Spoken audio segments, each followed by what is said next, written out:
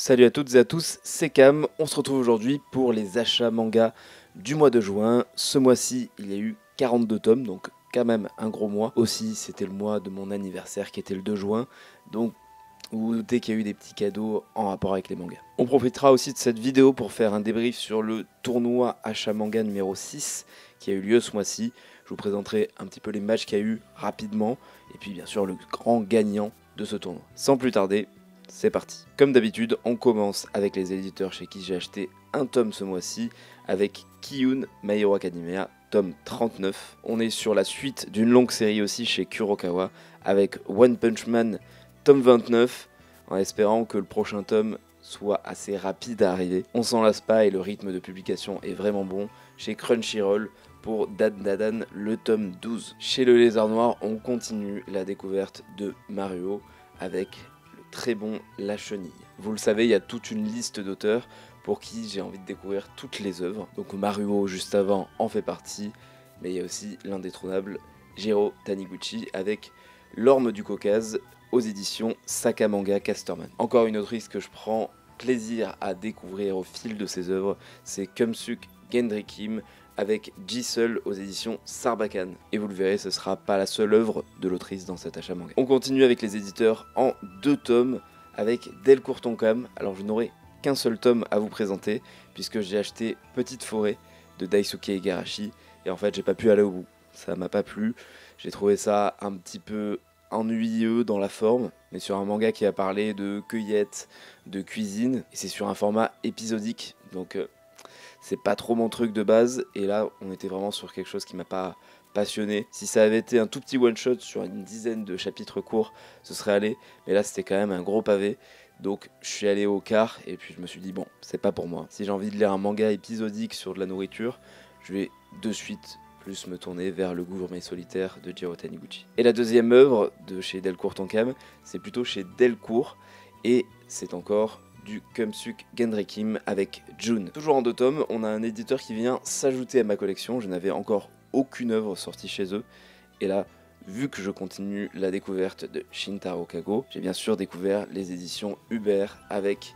Démentia 21, le tome 1 et le tome 2. Je les ai trouvés sur Vinted en parfait état grâce à Gaku, qui est quelqu'un du Discord d'Authentique et que je remercie. Chez Vega Dupuis, on continue l'excellent Peleliu Gaiden, qui est la suite de Peleliu, où on est sur une succession d'histoires courtes sur des personnages qui n'ont pas été assez développés peut-être dans Peleliu, mais surtout qui nous donne aussi une autre vision, puisque sur Peleliu on se concentrait sur les soldats japonais, mais là dans Peleliu Gaiden on va avoir certains chapitres qui vont être sur les soldats américains. Et le tout aussi excellent Boko Stratège avec son tome 7 qui est l'avant-dernier tome.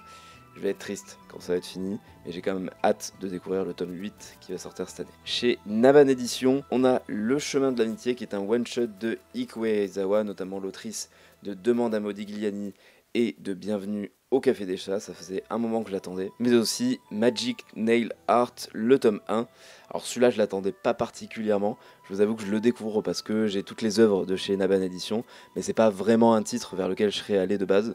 Donc on va voir, ça se trouve ça va être une bonne surprise, et si ça l'est pas, bah écoutez, on verra. On passe maintenant au podium avec en 3ème place, et en 3 tomes, Mangetsu, avec Les Enfants d'Hippocrate. Comme Boko Stratège, c'est l'avant-dernier tome, et ça va être dur aussi parce que j'adore ce manga, et ce tome 9 ne fait pas exception. La petite série des divertissements du moment, Pumpkin Night, et son tome 5, toujours aussi sanglant, toujours aussi gore, mais toujours aussi divertissant. Et avec un super rythme de publication, Land, le tome 5, donc c'est un manga que je me permets d'acheter sans lire, c'est-à-dire que j'ai lu jusqu'au tome 3, et depuis le tome 3 j'ai arrêté ma lecture pour attendre que les 11 tomes sortent, parce que les 11 tomes vont sortir certainement cette année, ou ça va un petit peu dépasser sur l'année prochaine, et je me dis qu'avec un tome par mois, en fait j'attends pas trop avant de tout lire, et je sais déjà en ayant lu les 3 premiers tomes que ça me plaît.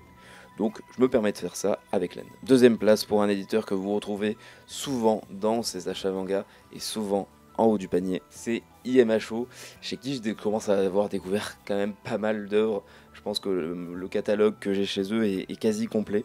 Il en manque encore quelques-unes, et dont celle-ci, c'est des œuvres qu'on ne pouvait plus acheter sur le site de IMHO qui étaient en rupture de stock. Je les ai trouvées sur Vinted, donc c'est toutes des œuvres de Junko Mizuno, qui est une autrice d'Eroguro. On va dire ça s'apparente au Eroguro avec un style de dessin plutôt kawaii. Et là on a Cinderella, c'est souvent des redécouvertes d'œuvres de la pop culture. On a La Petite Sirène, Hansel et Gretel, ouais c'est des tomes assez fins. Et on a aussi Pure Trance, et là Pure Trance c'était à la base pour illustrer des CD de techno. Et en fait c'est la première œuvre de Junko Mizuno qui après en a fait d'autres, donc celle que je vous ai présentée juste avant. Ce qui fait donc 4 tomes chez IMH. Bon, et les premiers de ces achats manga, c'est Pika, et là ça casse tout, puisqu'on est sur 21 tomes, dont une série en 20 tomes. Je vous en parle depuis pas mal de temps.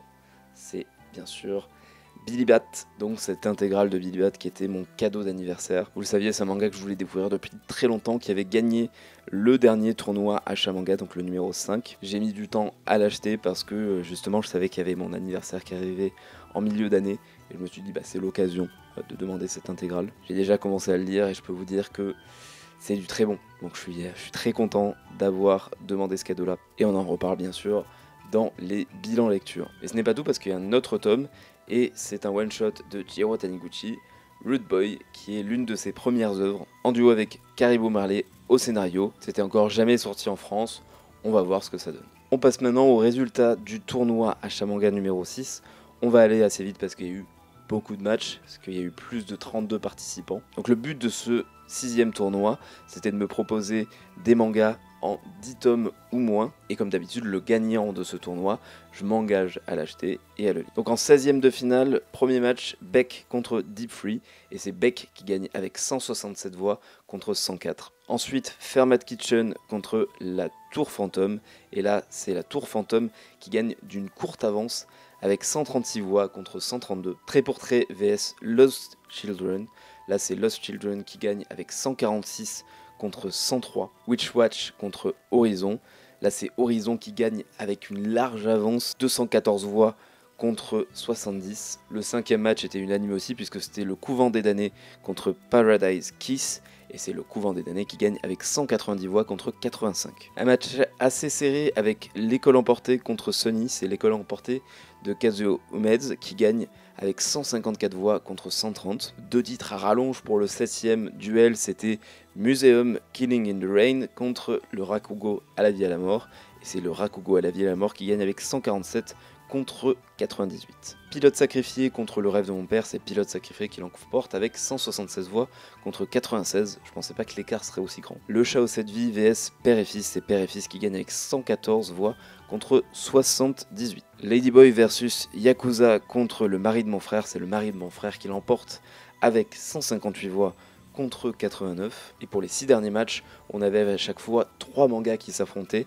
Donc le 11e c'était Chunchu contre le péché originel de Takopi contre le nouvel Anguanchi, et c'est le péché originel de Takopi qui gagne avec 129 voix. Mary Grave contre Amer Béton contre Dragon Head, c'est Dragon Head qui gagne avec 143 voix. Jackals contre Golden Gold contre l'arme ultime, là c'est Golden Gold qui va l'emporter avec 99 voix. Une grosse affiche avec le Samouraï Bambou contre Vid Mizuki contre Natsuko no Sake, c'est le Samouraï Bambou qui l'emporte et qui venge les 3 autres mangas de Taiyo Matsumoto qui se sont fait éliminer au premier tour. 15e match avec Butterfly Beast contre Soloist in a Cage contre Midori Days, et là c'est Soloist in a Cage qui l'emporte largement avec 150 votes. Et le dernier match c'était aussi une belle affiche avec A Journey Beyond Heaven contre My Happy Marriage contre Sanctuary, c'était hyper serré entre deux d'entre eux, et finalement c'est Sanctuary qui l'emporte avec 109 voix contre 108 pour A Journey Beyond Heaven. On passe au 8e de finale avec Père et Fils contre Golden Gold, c'était très serré, mais c'est Père et Fils qui l'emporte avec 109 contre 104. Le Couvent des Damnés contre la Tour Fantôme, là c'est le Couvent des Damnés qui l'emporte avec 177 contre 81. Horizon contre le péché originel de Takopi, qui avait été un manga plutôt populaire cette année, mais qui se fait écraser par Horizon encore une fois.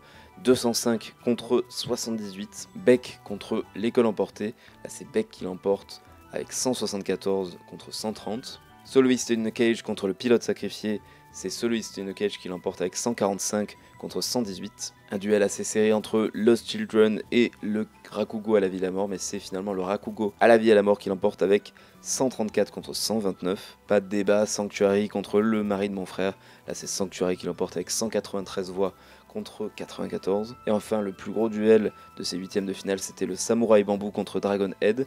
Et c'est finalement le Samouraï Bambou qui avance avec 168 contre 136. Pour les quarts de finale, le premier match opposait père et fils contre Sanctuary, et c'est Sanctuary qui l'emporte largement 197 à 81. Le Rakugo à la mort contre Beck, c'est Beck qui l'emporte avec 163 contre 84. Le Samouraï Bambou contre Horizon, malgré ses deux lâches victoires aux deux premiers tours, Horizon s'incline face au Samouraï Bambou, 163 à 130. Quatrième et dernier match, c'était Soloist in a Cage contre le Couvent des Damnés, et c'est le Couvent des Damnés qui l'emporte avec une courte avance, 131 à 121. Ça y est, on a le carré final, et on a le premier match qui oppose Sanctuary au Couvent des Damnés, et c'est Sanctuary qui se qualifie en finale avec 183 voix contre 140. Le deuxième match, c'était le Samouraï Bambou contre Beck. Cette fois, c'est le Samouraï Bambou qui continue à venger les autres Taiyo Matsumoto avec 151 contre 130. Donc vous l'aurez compris, la finale opposait le Samouraï Bambou à Sanctuary, et ça a été plutôt sans appel puisque c'est le Samouraï Bambou qui remporte cette 6ème édition du tournoi des achats manga avec 187 contre 114 pour Sanctuary. Donc merci à toutes et tous pour votre participation, et bien sûr je m'engage à acheter le Samouraï Bambou, donc peut-être pas tout de suite mais dans l'année, et à le lire. De toute façon c'était plutôt prévu parce que je comptais découvrir un peu plus Taiyo Matsumoto, et en particulier celui-ci qu'on me vend beaucoup. Et c'est la fin de cette vidéo, merci à toutes et à tous de l'avoir suivi. Nous on se retrouve très vite pour d'autres vidéos, n'hésitez pas à me dire en commentaire quels ont été vos achats du mois de juin. En attendant, prenez soin de vous, à bientôt, salut, ciao.